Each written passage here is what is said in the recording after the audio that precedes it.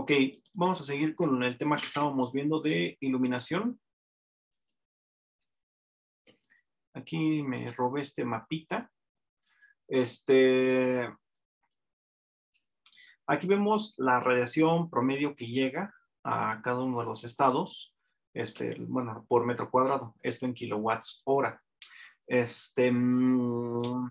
Bueno, aquí en estos estados, ¿por qué llega menos que en los demás? Pues simplemente son estados que tienen, como están más expuestos hacia el Golfo, tienen mayor nubosidad. Entonces, pues de hecho, muchos que hayan viajado hacia Veracruz, al Distrito Federal, no me dejarán mentir que muchas veces está nublado en Veracruz y cuando subes por las cumbres de Maltrata, ya deja de haber nubes, ya llegas a Puebla y ya todo está soleado, porque normalmente ahí son nubes de baja altura, de menos de 1000 metros sobre la altura, sobre el nivel del mar. Y como la Ciudad de México está a 2200, pues la mayoría de las nubes quedan en este caminito. Y bueno, entonces vemos aquí que los lugares más iluminados, por ejemplo Sonora, estamos hablando de un promedio de 5.6 kilowatts hora por metro cuadrado. Bueno, esta es radiación global media diaria. Entonces, ¿cómo se interpreta esto? Estamos hablando, vamos a poner la media, que la media nacional anda como en 5. Entonces, media de radiación solar. Entonces estamos hablando aproximadamente de 5.0 kilowatts hora. O sea que serían 5000 watts hora. Bueno, eso es por metro cuadrado. Por metro cuadrado, 5000 watts hora. Ah, bueno, y aquí va otro, medio diario. Entonces, esto es al día. Entonces, todo esto está llegando en un día. ¿Cómo les explico esta parte que sigue? Es lo del cenit. ¿Empezaron? Pues sí, más fácil.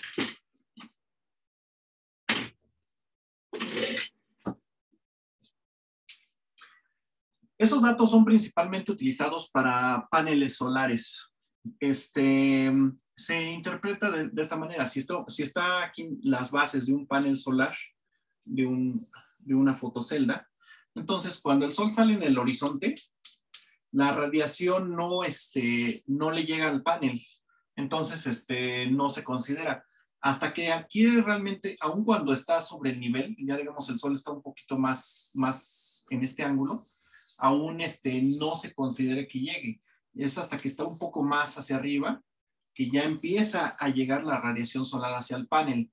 Entonces, este ángulo que se forma, voy a marcar más, del sol hacia el suelo, este ángulo normalmente anda oscilando los 30 grados. Y entonces pasa exactamente lo mismo hacia el otro lado. Cuando el sol ya se vaya a ocultar, cuando está, por ejemplo, en esta posición, la radiación solar que incide sobre una placa solar, pues prácticamente es despreciable, lo mismo que cuando está aquí. Entonces, también se descuentan aproximadamente esos 30 grados. Entonces, esto es un ángulo llano. Son 180 grados. Y si le quito 30 de cada lado, entonces con lo único que me voy a quedar es con 120 grados aproximadamente. Entonces, esta es la fracción del día que nos es útil para fines energéticos. Entonces, más o menos que dure 12 horas el día, 12 horas la noche. A esto se le conoce como fotoperiodo. Y esto nada más es válido para los solsticios. Perdón, para los equinoccios. El equinoccio de invierno, el equinoccio de primavera y el equinoccio de otoño. Nada más es válido este fotoperiodo, por lo menos aquí en México. Ya saben que en el invierno dura más la noche y en el verano dura más el día. Pero bueno, entonces, si son 12 horas, tomamos esta fracción, entonces son 120 sobre 180 grados. Todo esto por 12 horas. Y esa es más o menos la iluminación útil. Entonces tiene ¿qué? Cuarta, no, tiene tercera y tiene tercera. Entonces son ¿qué? Entre 3 toca 4, entre 3 toca 6, todavía esto tiene mitad. 2/3 de 12 horas. Esto es igual a 4 por 8 horas. 8 horas aproximadamente. Entonces, los 5,000 watts aproximadamente que llegan, los watts hora que están llegando por el día, en realidad están llegando en 8 horas aproximadamente. Entonces, aproximadamente ¿cuántos watts están llegando? Bueno, eso es así como que nada más tomando en cuenta esto, las 8 horas. Esto lo vamos a ver para los parámetros de crecimiento. Pero bueno, entonces nada más sería dividir estos, ¿qué? 50 entre 8. Entonces ya te va a tocar a 6 punto y cachito, 600 y cacho watts por metro cuadrado que estarían llegando. Sí, cierto, porque esto es por metro cuadrado. Esto es por metro cuadrado. Entonces, ya transportado un bioreactor, vamos a suponer el caso más común, bueno, más fácil de estudiar, un bioreactor cilíndrico. Un bioreactor cilíndrico.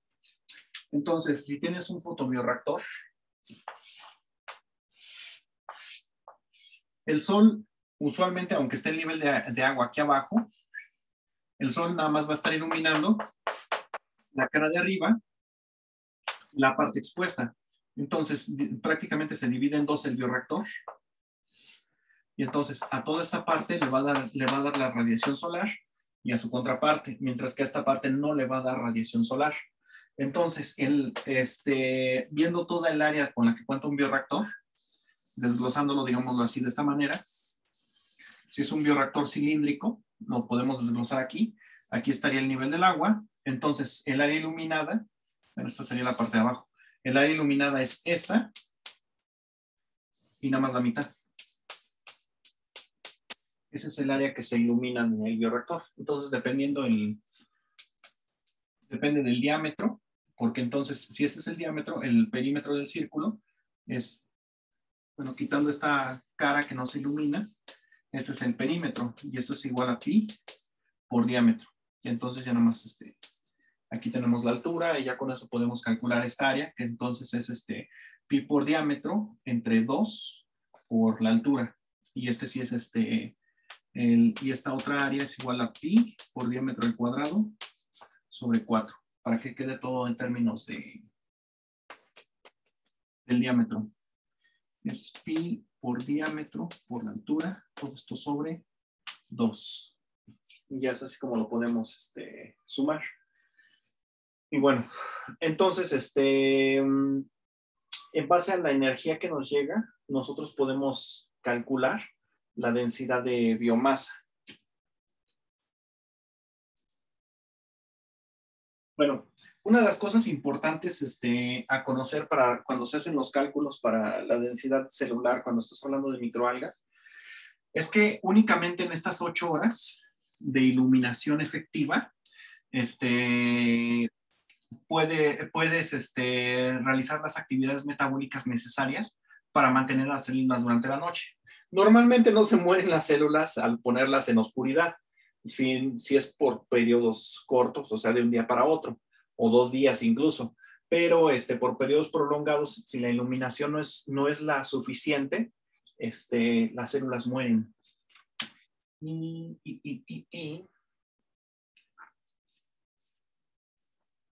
Vamos a hablar un poquito de fisiología vegetal para que entiendan esta parte. Las microalgas, les digo que como están a medio camino entre planta y bacteria, son su lazo entre cultivo de tejidos vegetales y la microbiología. Todas las plantas, bueno, primero yo creo que con un poquito hablando de bacterias. Esta es la velocidad específica de crecimiento. Está en horas a la -1. Aquí en este eje estaría el sustrato. Se da en gramos sobre litro. Según Monod, podemos iniciar la curva en 0,0. Pero ya vimos que realmente como que no inician 0,0, o sea, no hay una cantidad infinitesimal de sustrato en la cual va a aumentar el crecimiento, no es cierto.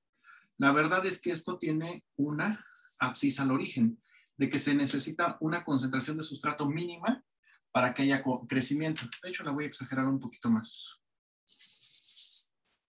Entonces, siendo ya realista, la verdad es que se necesita una concentración de sustrato mínima para que haya crecimiento. Esa concentración depende pues de varios factores. Depende de la cantidad de sustrato, del sustrato que estés utilizando.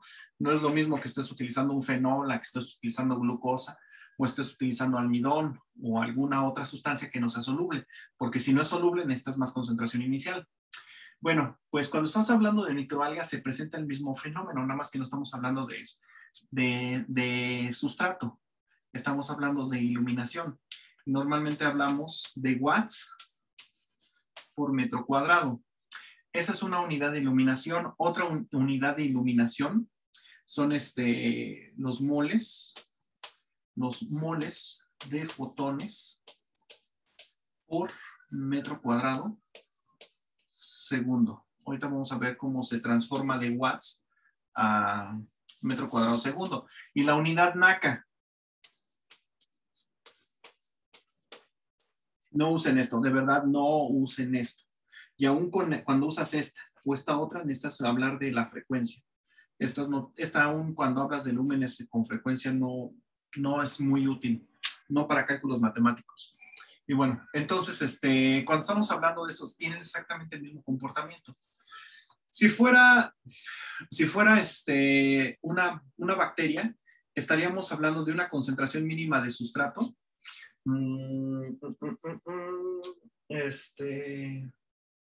Bueno, para que haya crecimiento ya vimos que QS es igual a MS más mu por Q, ¿qué sería?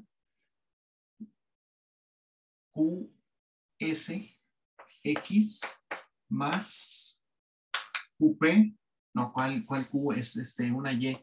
YSX por YSP. Cuando queda multiplicando, si queda dividiendo, si es división, estas dos se invierten las letras, nada más. Bueno, cuando estamos hablando de iluminación, QFI es igual a MFI, más mu por YFI X más QP por YFI P. Ahí está. Y nuevamente habíamos visto que, por ejemplo, cuando estamos hablando de calor, la M de calor, la MK, se puede calcular a partir de MS por el rendimiento. Entonces, la MFI también se puede calcular como una MS por YFI S. Y bueno, como habíamos visto también para calor, estos rendimientos para calor son los delta H de reacción. Aquí también son los delta H de reacción. Entonces, cuando estamos hablando de esto, de esta concentración de sustrato, estamos hablando de una concentración de sustrato inicial. Y esa concentración de sustrato inicial va de la mano con la MS y eso. Ahora, aquí hay un dato importante. ¿Por qué no he quitado las unidades de esto así? Si realmente nada más es como ejemplo hipotético. Porque la mayoría de las microalgas, bueno, no, también las plantas, prácticamente todos los organismos fotosintéticos tienen dos fases. La fase juvenil y la fase adulta. ¿Aún las microalgas? Sí. Y cuando estamos hablando de microalgas, la fase juvenil se refiere principalmente a una densidad celular baja. Una densidad celular baja y una densidad celular alta, principalmente. ¿Y en qué consiste cada una de ellas? En la fase juvenil tienen una mayor afinidad hacia el rojo. Les gusta más atrapar el rojo y en la fase adulta les gusta atrapar más el azul. ¿Y esto por qué? Por la cantidad de pigmentos que poseen. En la fase juvenil expresan más los pigmentos que pueden atrapar el rojo, mientras que en la fase adulta expresan más pigmentos que pueden atrapar el azul. Eso no significa que no dependan todavía del rojo, ni aquí tampoco significa que no van a comer nada de azul, pero sí les interesa más la luz roja en las etapas juveniles. ¿Qué más? También en la etapa juvenil es muy común que manejen una ligera etapa heterotrófica. Y eso es tanto para plantas como para microalgas. Entonces, si tú pones un cultivo de tejidos vegetales, llámalo, no sé, callo de calabaza, callo de alfalfa, lo que tú quieras, alguna planta y está en baja densidad, y no tiene la capacidad, no tiene pigmentos para hacer fotosíntesis, pues va a tener una fase heterotrófica. Eso significa que le vas a necesitar dar de comer carbohidratos. Y el carbohidrato que más le gusta es sacarosa. Nunca intenten darle glucosa solita. La glucosa solita no les gusta. Lo más probable es que la terminen matando a la planta o a las microalgas si les das glucosa solita. No les gusta la mayoría ni fructosa solita. Cosa curiosa, algunos otros azúcares, glucosa, celobiosa, no sé, arabinosa, pueden funcionar también como sustrato. Bueno, estos son monosacáridos. No, bueno, no. Este es monosacárido, este es también monosacárido. Pero también pueden comerse algunos otros disacáridos, como por ejemplo la trealosa. No, así no se escribe trealosa. Trealosa. La trealosa, por ejemplo, les gusta a algunas células vegetales utilizarla como fuente de sustrato, como fuente de carbono. ¿Qué más? Bueno, eso en esa parte. Entonces, pues vamos a hacer un ejercicio así muy pequeñito para calcular algunas de estas. Bueno, siguiendo con esta parte.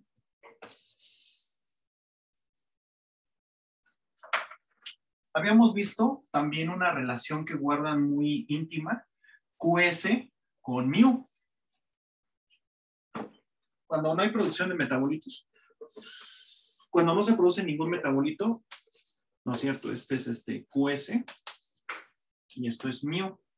Y tenemos algo así, donde tenemos una ordenada al origen, aun cuando la mu vale 0. Aquí cuando no hay crecimiento, tenemos que hay consumo de sustrato, QS.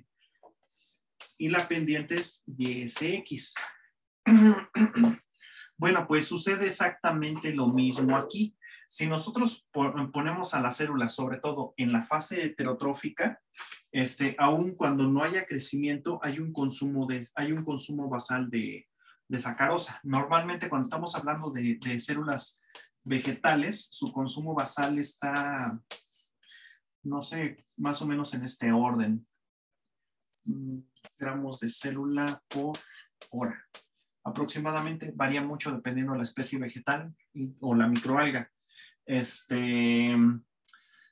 Y bueno, con juvenil tampoco les he dicho mucho, ni tampoco con la fase adulta. Hay varias etapas que pueden suceder en estos procesos. Pero bueno, en general, la QS, la demanda, va a aumentar al aumentar el crecimiento.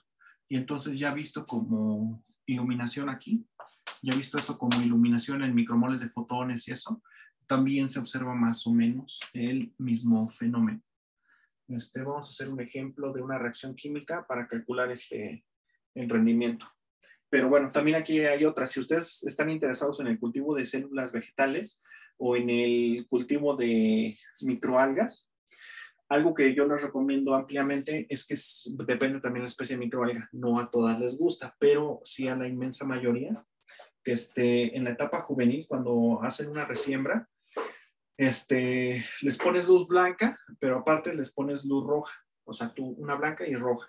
Que sea luz enriquecida para que sea favorecido El rojo. Ahora, si estás cultivando células vegetales, necesitas siempre sacarosa, no hay de otra, siempre les vas a poner sacarosa, pero hay veces que les gustan, sobre todo en las fases iniciales, la presencia de algún otro monosacárido, pero en concentraciones muy bajas, no les gusta una concentración muy alta. Algunos medios de cultivo, estamos hablando que llegan a tener, por ejemplo, los pobres, un medio pobre puede tener 10 gramos por litro de sacarosa, un medio más o menos rico, por ejemplo, el medio mínimo tiene 10 gramos de sacarosa por litro. El medio MS, que es un poco más nutritivo, tiene 30 gramos de sacarosa sobre litro. Hay otro que creo que es el B5, ya no me acuerdo, que tiene 50 gramos de sacarosa por litro. Esto ya es una barbaridad, estamos hablando de 5%, 3%, 1% de sacarosa. Entonces, cuando estamos hablando de que lleve estos otros, estamos hablando de miligramos, no sé, unos 10 miligramos sobre el litro, 20 miligramos, 50 miligramos a lo mucho, y sirven como inductores del crecimiento en concentraciones más bajas. Pero bueno, esas así las generalidades. Como no alcanza este video para hacer el ejercicio, aprovechando el tiempo que me queda, también sucede otra cosa curiosa.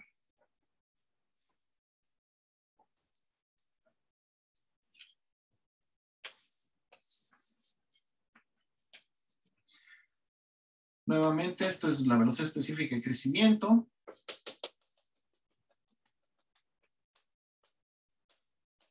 Es el μmax. Esta es la iluminación. Y se mide en, lo vamos a poner ahorita en micromoles. Micromoles de fotones sobre metro cuadrado segundo. Normalmente también tenemos esto.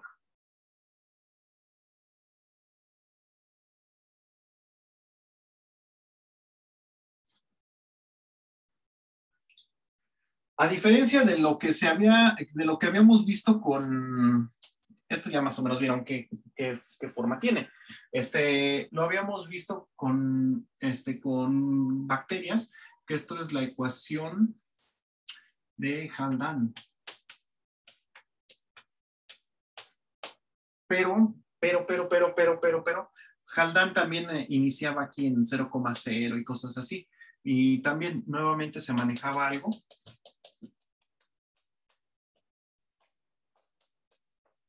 μmax entre 2.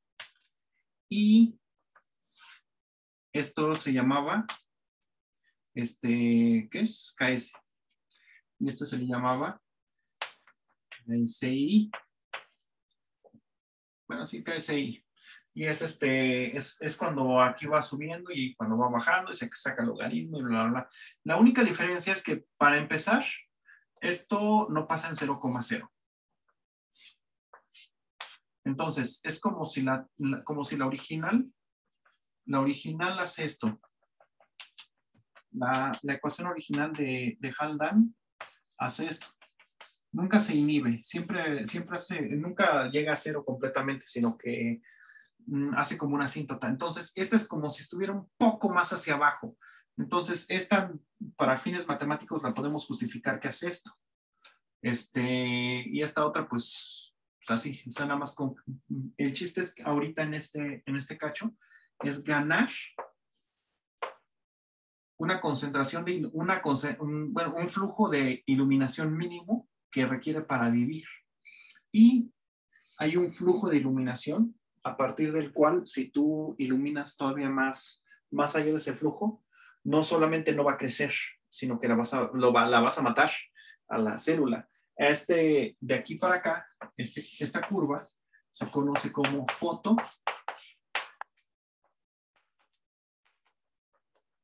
fotoinhibición. Y la fotoinhibición depende mucho del tipo de planta.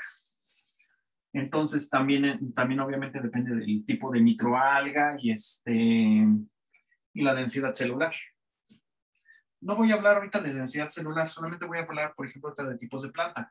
Las plantas se clasifican según su fotosíntesis en C3 y en C4. La C3 hay plantas de sombra y lo que llaman, bueno, plantas de sombra y plantas de sol. La C4 todas son de sol, ahí no hay problema. Pero las C4 se clasifican en C4 solitas y en plantas CAM.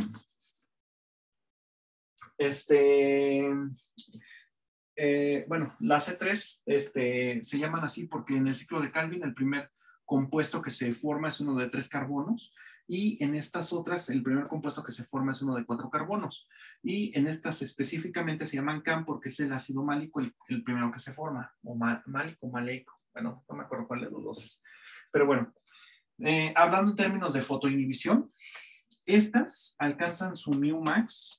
Estas alcanzan su mu max aproximadamente a 200 micromoles de fotones por metro cuadrado segundo.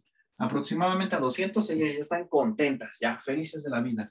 Las que son de sol, pues yo creo que alcanzan su máximo como en 2000, obviamente, perdón, en 1200, más o menos.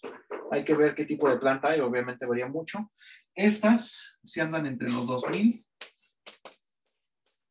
2500. Y estas alcanzan su máximo de crecimiento aproximadamente a los 5000. Aproximadamente. También varía mucho dependiendo de la especie. Y ahora, si me preguntan cuánto llega de iluminación solar, cuánto llega de sol, aproximadamente la unidad de iluminación que se maneja como un sol es igual a 8000 micromoles de fotones por metro cuadrado segundo. Eso es lo que llega aproximadamente de la iluminación solar en un lugar muy estándar. Hay lugares donde llega menos, hay lugares donde llega más, eso dependiendo de la irradiación solar. Aquí en México sí estamos hablando de unos 8000 casi todo el año. En lugares más iluminados como en los grandes desiertos, normalmente estamos hablando de que llegan hasta 9000, 10000, no, 10000 no creo, 9000 micromoles. En lugares poco iluminados, por ejemplo, Groenlandia, las Siberias, estamos hablando de que llegan aproximadamente 1000 al día, y eso en algunas estaciones del año, no en todas. Entonces, este es más o menos subjetivo, pero esta unidad sí es una unidad de conversión. Un sol equivale a 8000 micromoles por metro cuadrado segundo. Ahora, entonces, las microalgas más o menos cuando se inhiben, pues cuando tenemos una baja densidad celular, y aquí también depende el tipo de luz. Sí es cierto, esto no lo mencioné, el tipo de luz. Dependiendo del tipo de luz, las microalgas a una densidad celular baja se pueden comportar algo intermedio entre estas dos. Entonces, como en 600, 500 micromoles, es más que suficiente para que puedan mantener un ritmo metabólico estable. Si tú las estimulas más, pueden tener fotoinhibición, y si te falta, pues no van a crecer adecuadamente. Pero es preferible crecerlas lentamente, pero que crezcan, a que se vayan inhibiendo. Y la otra es que ya cuando alcanzan densidades celulares muy altas, la cantidad de pigmentos aumenta y por eso soportan densidades celulares más altas, intensidades de iluminación más altas. Puedes crecerlas a 5000 directamente en el sol, 8000, y ellas crecen, pero contentísimas, sin ningún problema.